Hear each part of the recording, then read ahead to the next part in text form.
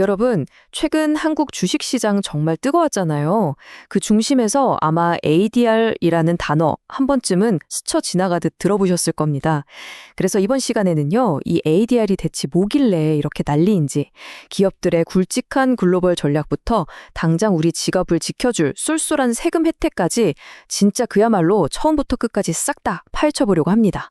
자, 준비되셨죠? 바로 들어가 볼게요. 얼마 전 주식시장을 완전히 뒤집어 놓은 뉴스가 하나 있었죠. 우리나라 반도체 대장주 SK하이닉스가 하루 만에 무려 9.73%나 껑충 뛰어 올랐습니다. 장중에는 28만 7,800원까지 치솟았단 말이에요. 도대체 왜 이렇게 올랐냐? 바로 미국 시장으로의 전략적 진출, 즉 ADR 상장 소식 때문이었습니다. 이 뉴스 한 방에 시장을 이렇게까지 뒤흔들 수 있다는 걸 아주 완벽하게 보여준 셈이죠. 오늘 다룰 내용 핵심만 빠르게 짚어보겠습니다.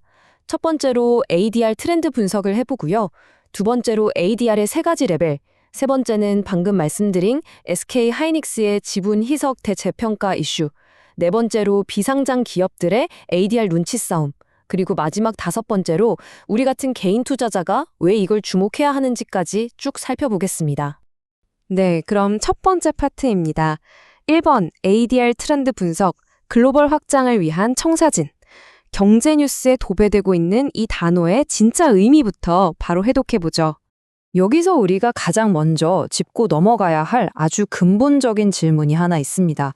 도대체 외국 기업이 자기 나라에서 그 복잡하고 거창한 상장 절차를 밟지도 않았는데 어떻게 그 까다롭기로 소문난 미국 시장에서 떡하니 주식을 거래할 수 있는 걸까요?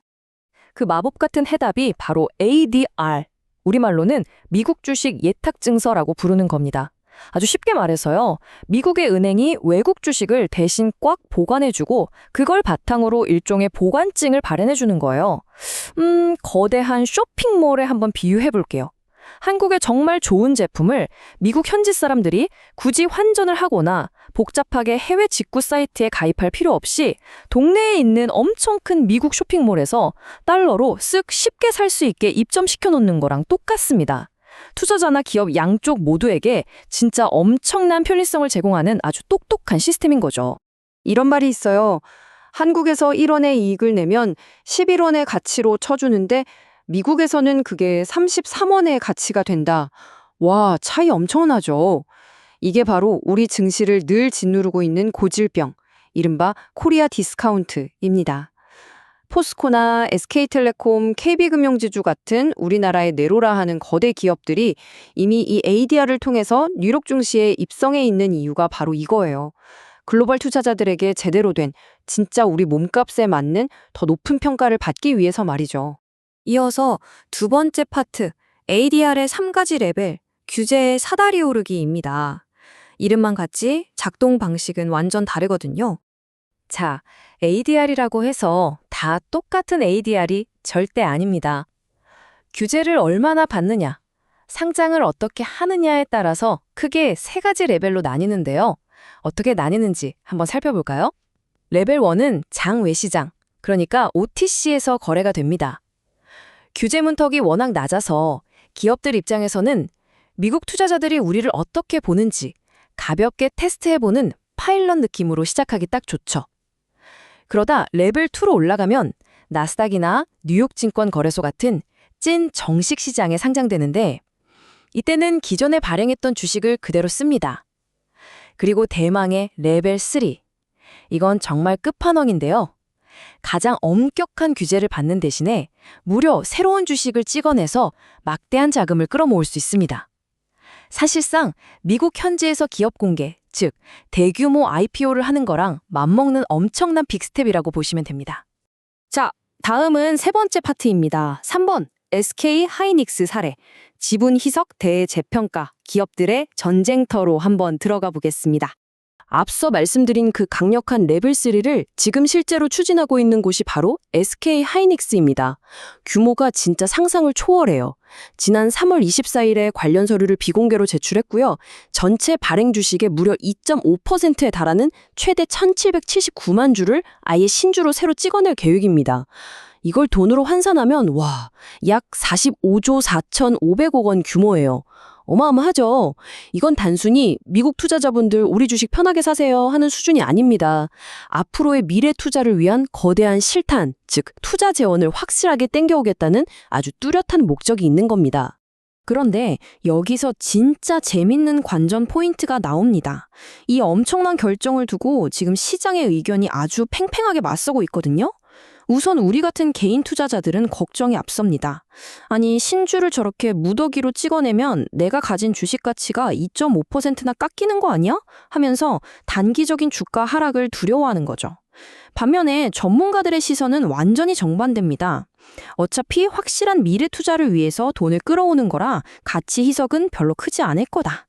오히려 이번 기회에 나스닥 100지수 같은 글로벌 지수에 편입되면 외국인 자금이 쫙쫙 들어오면서 그동안 우리를 괴롭혔던 그 지긋지긋한 밸류에이션 할인을 한 방에 날려버릴 수 있다고 강력하게 기대하고 있는 겁니다. 이어서 네 번째 파트, 비상장 기업의 ADR 눈치 싸움, 프라이빗 마켓의 움직임을 살펴보겠습니다.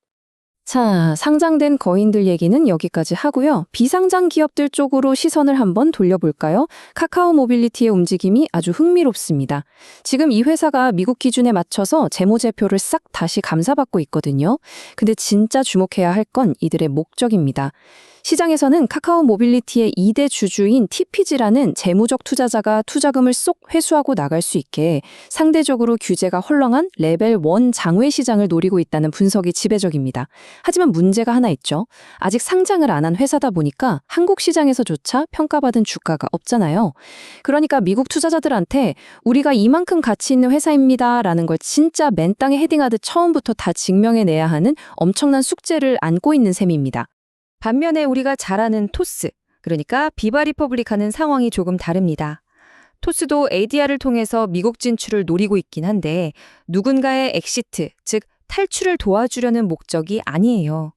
그보다는 좁은 한국 시장을 벗어나서 저 넓은 미국 시장에서 우리의 진짜 기업 가치를 훨씬 더 높게 인정받아 보겠다 하는 야심찬 목표에 더 가깝습니다. 하지만 재밌게도 최근에 국내 증시 분위기가 살짝 좋아질 기미가 보이니까 토스 측에서 미국행 계획을 슬그머니 접을 수도 있다는 얘기가 조심스레 나오고 있습니다. 기업의 전략이라는 게 시장 상황에 따라서 얼마나 갈대처럼 유연하게 바뀔 수 있는지 제대로 보여주는 대목이죠. 마지막 5번째 파트입니다. 5번, 개인 투자자가 주목해야 할 이유.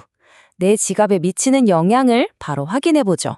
자, 수십조 원 단위의 거창한 기업 전략들 쭉 들어보셨는데 그래서 그게 내 지갑이랑 무슨 상관인데 하실 수 있어요?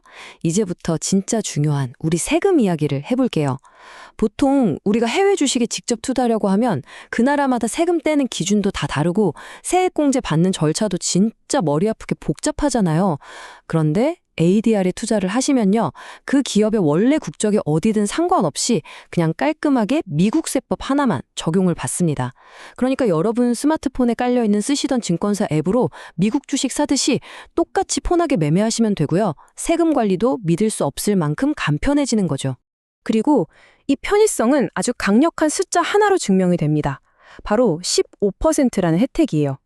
만약에 한국보다 세금을 엄청 많이 떼는 나라의 기업이라고 하더라도 여러분이 쓰시는 국내 증권사를 통해서 W8BN이라는 서류 딱 하나만 제출해 두시면 무조건 이 유리한 15%의 원천징수 세율을 적용받습니다.